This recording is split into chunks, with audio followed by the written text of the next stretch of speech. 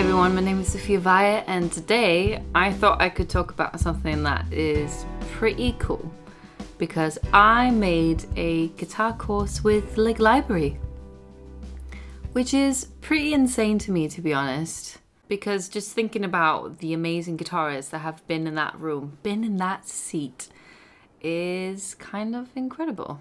I didn't want this to be rubbish. I wanted it to be really, really good.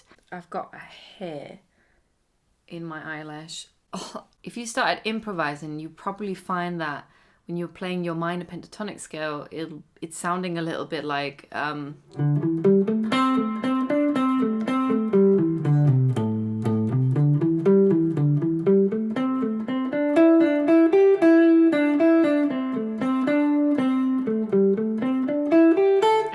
I could go on. It just more sounds like you're going up and down the minor pentatonic, which is not what you want. You want to make a guitar solo that makes sense, that sounds melodic, that has a story, that has emotion, that makes an impact, right? And that's exactly what the guitar course is about. And thankfully, all you need is your pentatonic scale. I'll take you through that journey step by step. And the first lesson is specifically about how you can get out of that rut of just going up and down your pentatonic scale. How can you use your pentatonic scale in a more creative way to create some cool melodies instead of just going up and down the scale? The next lesson is all about how you can play across the neck. So instead of, say that you know your A minor pentatonic scale, there are 4 other pentatonic scales, or I guess pentatonic shapes, I might say. They're all the same scale. They're all just in different shapes. And that will take you through different sections of the guitar neck. What this lesson will talk about is how do you get from the shape that's down here, how do you smoothly transport yourself from the 5th fret all the way up to the 12th fret in a way that's not just one big jump. It's sort of like how to play across the neck, but you're still just using your pentatonic scale. Yeah, it's pretty cool. Now the third lesson is called Know Your Notes. And while that sounds like I'm going to tell you that you need to know all the notes on the fretboard, that's not quite it. That would be great, but I know the guitar is a bit of a mess. And it takes a while to get all the notes down, right? Because it's all sort of jumbled up. What I'm talking about in this lesson is how do you explore how each note feels like. So if you're in A minor, what does the minor third really sound like? How does that feel like to you, this interval? Versus, say, if I play, let's go with the 5th.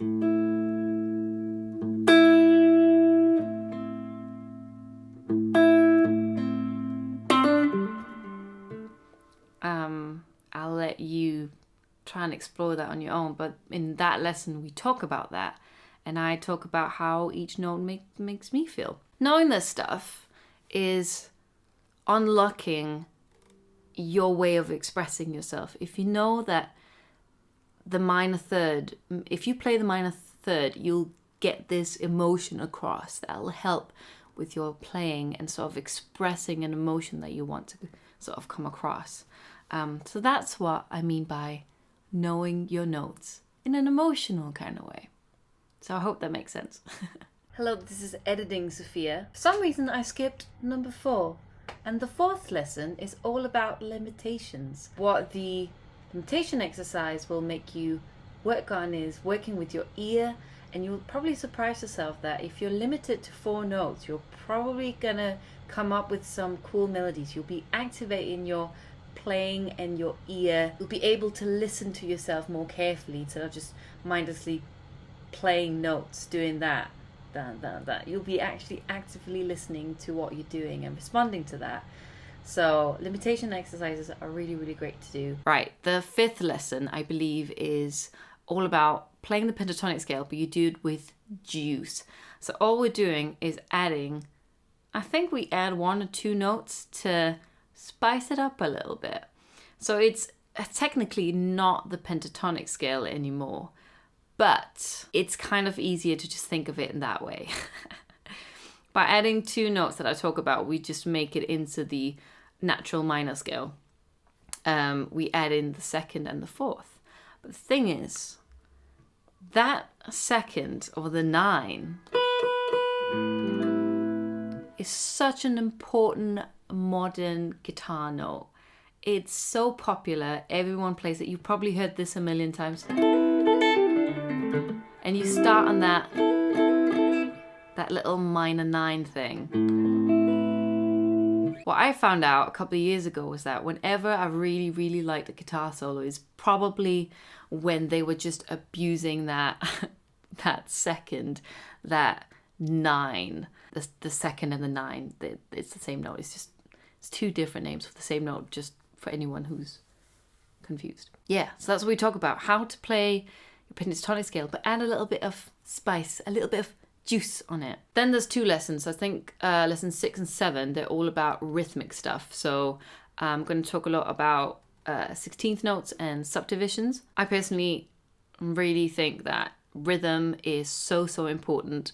You can make a lot of dodgy notes and it'll be fine if your rhythm is spot on. People will just take it.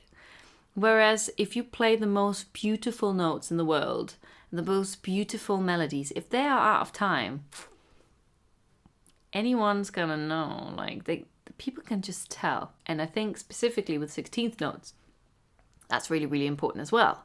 Being able to start a line on each note of a 16th note grouping. Yeah, so that's what we're going to talk about, on how to develop that sense of rhythm. And the next lesson after that, it's about subdivisions, mixing different subdivisions. So if you have a run, if you want to go from playing 8th notes going into 16ths, or even going from 8th into triplets, there's a couple of exercises on how to do that. The last 2 lessons, 8 to 9, they are the juice of this guitar course. They are ultimately what it's all about. It talks about how to make a guitar solo make sense. How do you go from just noodling around playing notes that don't tell a story to telling a story? How to structure a really powerful guitar solo. How to start from here and making that build and then hit a climax. And then if you start on mellow and you want to build and then get up here, how do you make that build? How do you make that happen? And that's what I talk about in that lesson. There's a little performance piece. I want to just note that the performance piece is not improvised, and the reason why I did it that way is because everything that I talk about happens in that guitar solo, basically. And I didn't want to risk improvising that and then I missed a couple of techniques or something. So it is composed. I'm well excited for it. I hope that people are going to like it. I was, again, very nervous being there. Thank you so much to Lick Library for having me. And for anyone who signs up for Lick Library and tries it out, let me know how it goes. I want to know. Thanks again for all your support. I really, really appreciate it. And I hope you have a lovely day. Take care. Bye-bye.